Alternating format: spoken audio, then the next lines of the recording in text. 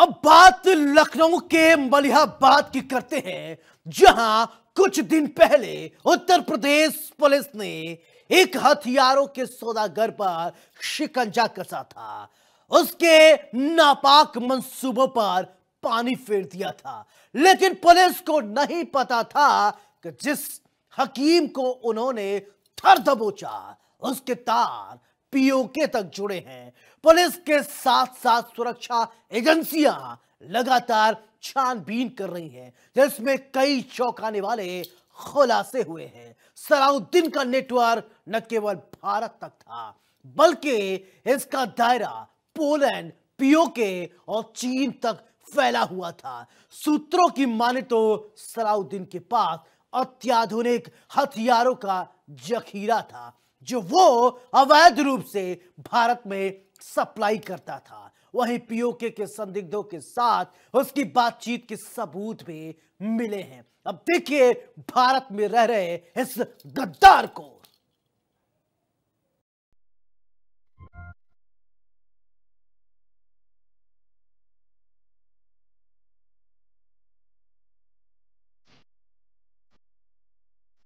अवैध हथियारों की फैक्ट्री, कहां होनी थी सप्लाई? असला तस्कर से पूछताछ, कॉल डिटेल से मिले सुराग। फैक्ट्री में खतरनाक हथियार, कहां कहां तक जुड़े तार। हकीम तो प्यादा, असली खिलाड़ी कौन? लखनऊ का मलिहाबाद मालदा आमों के लिए मशहूर है, लेकिन अब अपराध की सुर्खियों में है, आतंकी सामान की चर्चाओं में है।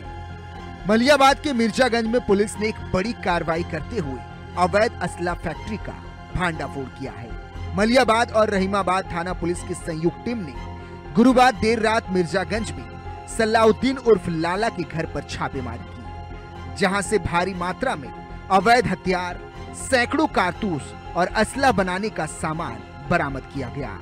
जब पुलिस ने हथियारों के सौदागर सलाउद्दीन को हिरासत में लेकर पूछताछ शुरू की, तो इसके तार 7 समंदर पार तक जा पहुंचे। असला तस्करी के कनेक्शन में लखनऊ से गिरफ्तार सलाउद्दीन उर्फ लाला से पूछताछ में बड़ा खुलासा हुआ। बताया जा रहा है कि सलाउद्दीन असलाओं का बड़ा जानकार और कारीगर है। मलिहाबाद व आसपास के कई हथियार शौकीन अपने असले उससे ठीक करवाने आते थे। इतना ही नहीं, सलाउद्दीन उर्फ लाला लखनऊ के कबाड़ मार्केट से बंदूक के कल पुर्जे जोड़कर नई गन बना लेता था। उसके घर से बरामद हुई एयर गन को भी मॉडिफाई कर घातक बंदूक में बदलने का शक है। सलाउद्दीन के पास से बरामद 7 एयर गनों की पुलिस के आर्मोरर से जांच होगी। वहीं सलाउद्दीन की कॉल डिटेल में कश्मीर के साथ साथ पाकिस्तान के भी नंबर सामने आए हैं। पाकिस्तान के नंबरों से लगातार उसकी बातचीत होती थी। शुरुआती जांच में पता चला कि पाकिस्तान में उसके कई रिश्तेदार रहते हैं, जिनसे वो बातचीत करता रहता था। पुलिस और एसटीएफ की शुरुआती जांच में इस बात की आशंका जताई जा रही है कि सलाउद्दीन का अवैध हथियारों का कारोबार किसी बड़े नेटवर्क या आतंकी संगठन से जुड़ा हो सकता है। छापेमारी के दौरान बरामद हथियारों की बनावट और उनकी भारी मात्रा ने जांच एजेंसियों को सतर्क कर दिया है। पुलिस ये पता लगाने की कोशिश कर रही है कि ये हथियार कहां सप्लाई किए जा रहे थे और इस नेटवर्क में और कौन कौन शामिल है। यूपी एसटीएफ को शक है कि सलाउद्दीन रिश्तेदारों की आड़ में असला तस्करी करने वाली गैंग से डील कर रहा था। स्थानीय स्तर पर हकीम का काम करने वाले सलाउद्दीन के रहन सहन और शौक से पुलिस का शक गहराया, जिसके बाद उसके घर पर दबिश देकर हथियारों के जखीरों का भांडाफोड़ किया गया। जांच के दौरान चौंकाने वाले खुलासे हुए। सलाउद्दीन का नेटवर्क न केवल भारत तक सीमित था, बल्कि इसका दायरा पोलैंड, पीओके और चीन तक फैला हुआ था।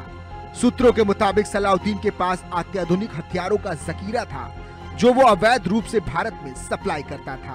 पीओके के संदिग्धों के साथ उसकी बातचीत के सबूत भी मिले। जांच में पुलिस को कॉल डिटेल से गिरोह के संबंध में कई अहम सबूत मिले। पुलिस ने उसके आधार पर कई तस्करों को ट्रेस किया है। लखनऊ के मलिहाबाद में मिली असलाहा फैक्ट्री के राज इंटरनेशनल कनेक्शन से भी जुड़े हुए हैं। लखनऊ पुलिस अब असलाहा फैक्ट्री के मालिक और आरोपी सलाउद्दीन से जेल में ही पूछताछ करने के लिए कोर्ट से परमिशन ले रही है। इसके कई सारे कारण बताए जा रहे हैं।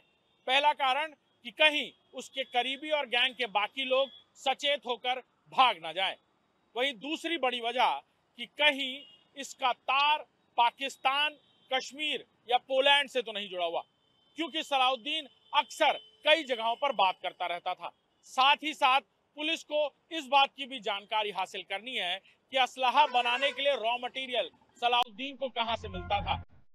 इस मामले में पुलिस आरोपी सलाउद्दीन की रिमांड के लिए कोर्ट में अपील करेगी ताकि हथियारों के सौदागर से पूछताछ की जा सके, इसके साथियों पर शिकंजा कसा जा सके। साथ ही उसके गिरोह से जुड़े सदस्यों, असला बनाने के लिए रॉ मटेरियल उपलब्ध कराने वाले लोगों और पाकिस्तान, पीओके और पोलैंड के कनेक्शन को लेकर भी पूछताछ की जाएगी। पुलिस को शक है कि ये रैकेट आतंकवादी संगठनों को हथियार सप्लाई करने में भी शामिल हो सकता है।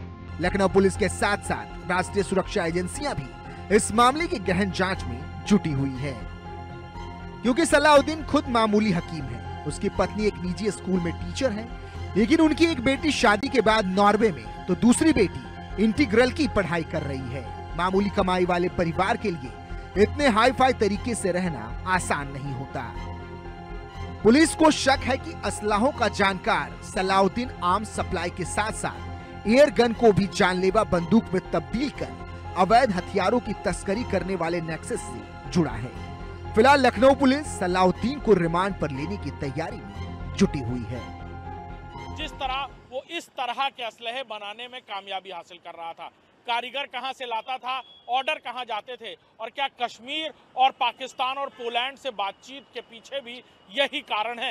ये वो राज हैं जो सलाउद्दीन से जेल में पूछताछ के बाद सामने होंगे, और फिर कई और भी कड़ियां आप आगे पुलिस की जांच में जुड़ पाएंगी। कैमरामैन अरशद के साथ अभिषेक सिंह, इंडिया न्यूज, लखनऊ।